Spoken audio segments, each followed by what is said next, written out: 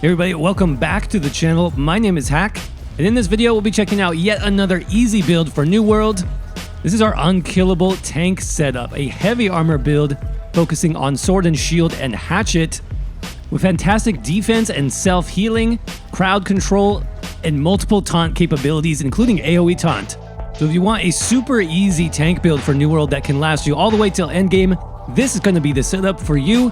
Let's jump right into it. Alright, so let's start off the build by talking about the best attributes for tanking in New World, and that's going to be basically Constitution and pretty much nothing else. This is because Constitution in New World translates directly to more health, and as a tank you want as much health as possible. This becomes even more important on this specific build because of our main healing skills. All of those skills actually scale with a percentage of our total health, so the more health we have total, the more healing we get back from those skills. Putting points into Constitution also results in some really nice perks for tanking, talking about better healing from your potions, increased health and increased armor, and even more passive damage reduction. I'll have a link down in the description for our attribute guide where I talk about all the passive milestones for Constitution. It's actually a really powerful stat. Now, you're bound to come across some other attributes as well as you're leveling up in New World. I would say some strength probably is going to be useful on this build as well, especially for when you're leveling up or when you're playing solo. Strength will be the primary way that you can increase your melee damage as well as the damage of your main abilities. So if you come across any bonus strength on weapons or armor, those will be worth picking up as well. Just remember to have some full Constitution gear for when you want to do more difficult expeditions. Now, consumables are a very important part of any New World build as well. That's going to be your food buffs as well as potions. Now, to start off the game and when you're leveling, just a basic food option like light rations, travel rations, this will be completely fine. This food is great whether you're playing solo or in a group because it slowly restores your health over time without needing to use one of your abilities to heal up. You can also consume this food again to get a shorter, faster heal over time for a few seconds. That buff will tick as long as you're not getting hit. Now, there are attribute foods that will become available later on in the game too, or through crafting. You can do things like buff your Constitution, buff your strength through consuming any of those other buff foods.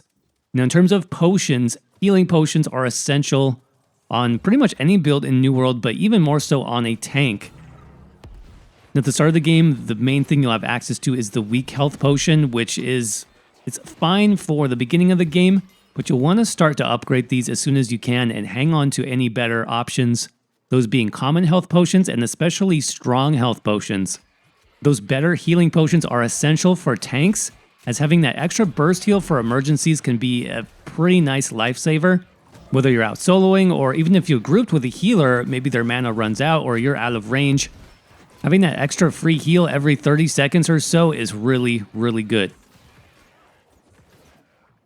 All right, so let's jump into the equipment section next, talking about armor and weapons. And for any tank build, I think in New World, you should really be focusing on heavy armor. So we've got 5 pieces of heavy armor. Now, the reason for heavy is obviously you get more armor rating, right? So you're getting better protection, better damage reduction for each piece of heavy armor. In New World, these have the highest possible armor ratings, both for elemental damage types and physical damage types. So as many pieces of heavy as you can get, up to 5, that's going to be what you want.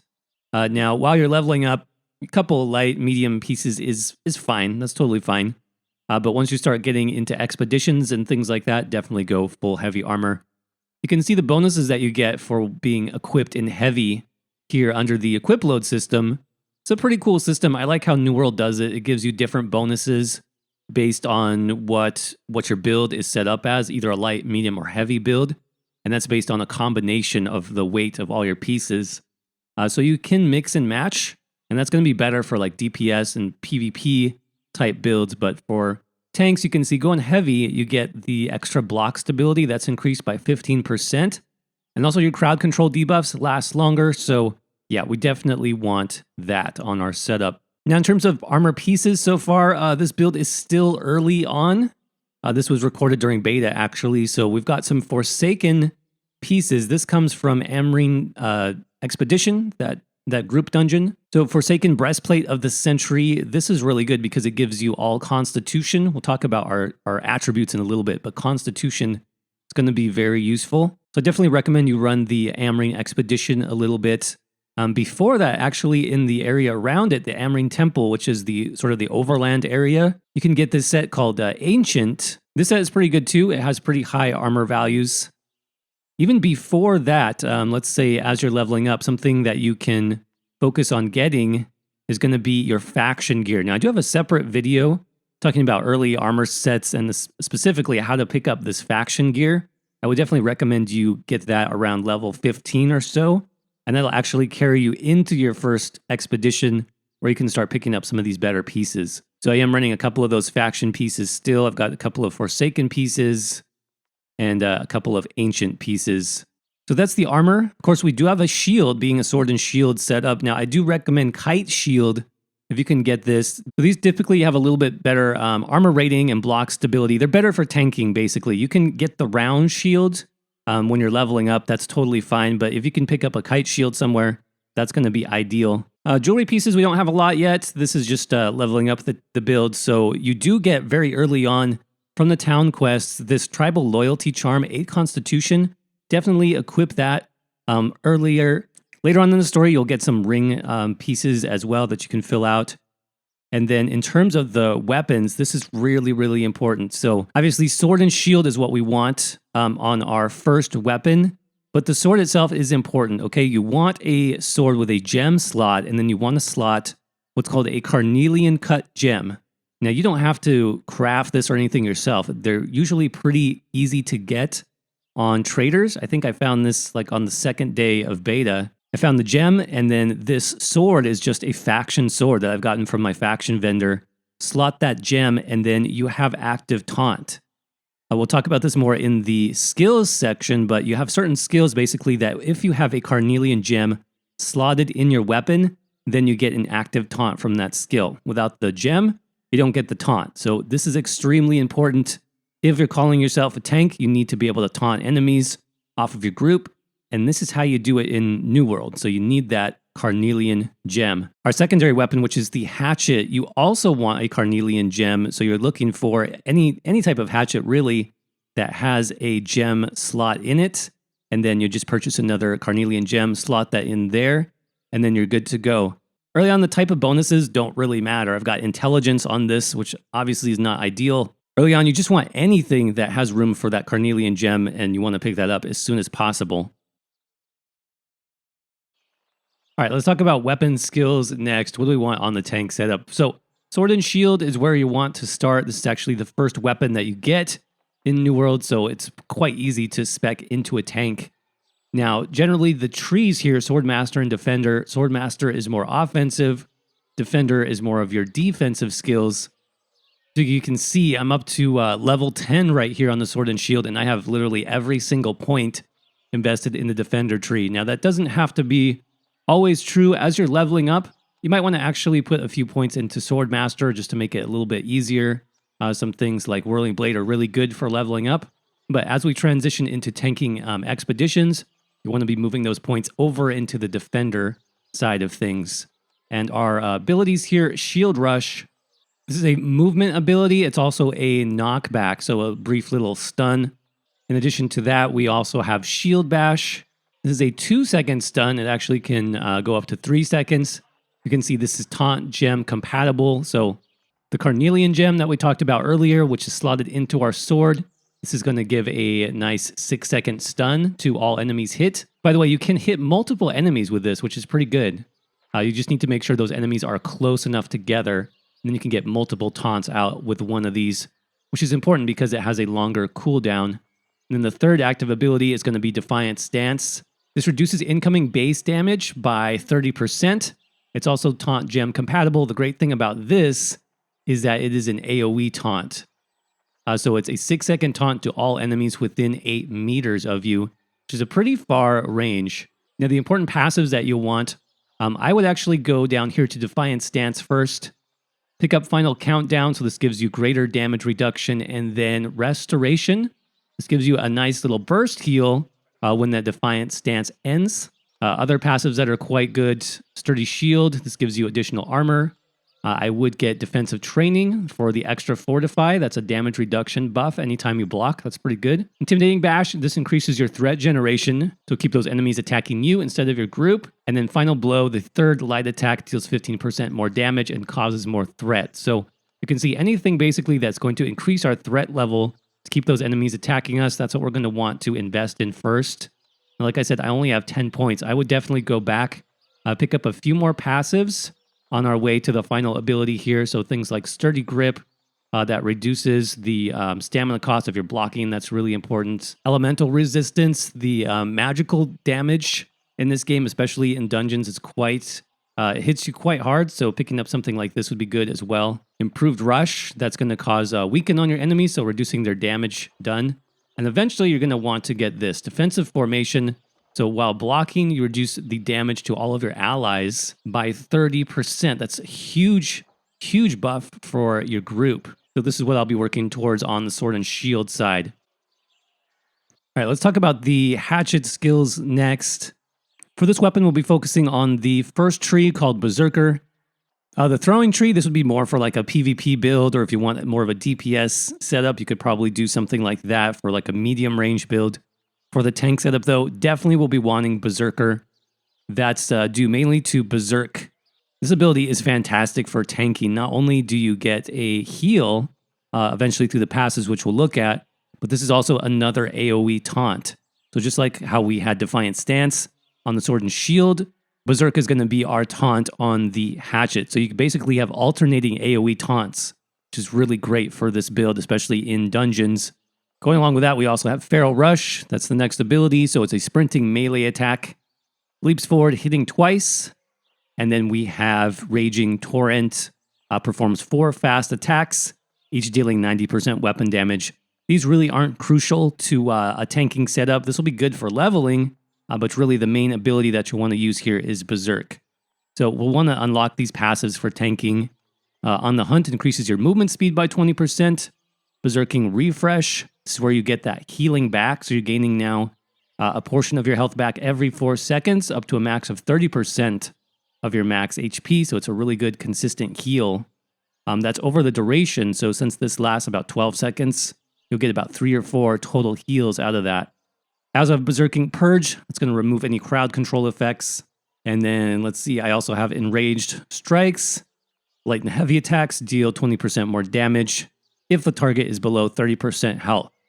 Now, I'm only level 8 right now in the open beta, so I would definitely keep going in this tree. Some other passives you can get that'll be helpful. Over here on Raging Torrent, the Aggressive Approach passive is going to give you that haste for 6 seconds. That would be pretty good for mobility. Final Blow, you can get some extra damage out of this skill. Coming over here to Feral Rush, I would probably go into these as well. Dispatch for the extra damage, but especially Crippling Strike. So this gives you a root off of this ability. And then I would just keep going down the Berserk tree here. So uninterruptible Berserk. That will make it so you can't be staggered while in Berserk. That's going to be really helpful for tanking. And then this ultimate ability here will be great. When you receive lethal damage, so you would have died, you will instead reduce to 50 HP and gain immortality for 3 seconds. So that 3 seconds could be, what you need for your healer to get you back up, or it could give you a little bit of extra time to use a potion. This will be huge for this tank build, making it basically unkillable within that 75-second cooldown. So I wanted to take just a few minutes to talk about how to level up as a tank in New World. Right from the start, at the beginning of the game, if you try to use the same skills and armor sets that we have outlined here for the tank build, your time leveling up will be a little bit slower. So I wouldn't necessarily recommend that you go with this setup right away. I would still use the same weapons though, actually. I would start with Sword and Shield. I would pick up a Hatchet eventually, and I would work on picking up as many skill points for those 2 weapons as possible. Where I would differ is in the Sword and Shield skill trees. I would actually start leveling up the opposite skill tree first. This one is called Swordmaster, and it's a much more offensively focused skill tree. Here you have AoE damage attacks like Whirling Blade, you have the Gap Closer, Leaping Strike. You have some big burst damage potential with Reverse Stab. And I'll have all these skills listed in the written guide if you want to check that out for more detail. But basically the idea is as you're starting out, choose those Swordmaster skills for the greater offensive potential, and then as you switch over into Expedition content, you can just respec your weapon skills and then take the Defender tree to be more prepared for the tank role in New World. That being said, on the Hatchet side, make sure to pick up Berserk as quickly as possible. Since you're not going to have the big burst heal from Defiant Stance, the heal over time that you get from Berserk is going to be very helpful when you're out questing, when you're trying to do the main quest, or you're trying to grind some of that weapon XP while you're by yourself. Berserk will be your main heal, and it's a really good heal. So definitely pick that up first as soon as possible. Another great option actually as you're leveling the Hatchet is to choose a few skills from the throwing side. There's actually a passive that you can unlock that lets you throw hatchets, basically unlocking a free ranged damage attack, which is great for pulling enemies. This is going to save you a lot of time as well because you don't have to run up to them. You can just pull them from range with your hatchet. This is a really good skill to unlock as you're leveling up too. So basically with just a couple of skill changes, your time leveling up is going to be much faster from 1 to about level 25 or so. Around level 25 is a great time to start tanking group content such as expeditions. You can do the first one at that point called Amrine Excavation for some great experience and loot. All right, everybody, and with that said, that's going to wrap up our easy starting tank build for New World. Hopefully this gives you some ideas on where to start as a tank. Now, obviously, this is not the only way to tank enemies in New World. There's many other options, many different weapons you can use. This is just something that I found is super easy and really effective for group content. So as always, if you enjoyed this video or you found it informative, do us a favor, crush that like button. We are a brand new channel here on YouTube. So every single like, comment, subscribe really helps us out. If you'd like to see more information on this build, including more about the skills, passives, weapons, and armor, we have much more detail over at our website, rpgdojo.com, where we do have a full written guide. Link for that will be in the description and the pinned comment if you want to check it out. Other than that, we'll be continuing to roll out New World builds up until release and beyond. If you have any ideas for builds that you would like to see, let us know down in the comment section below. As always, thank you all so much for watching, and we will see you around in the next video.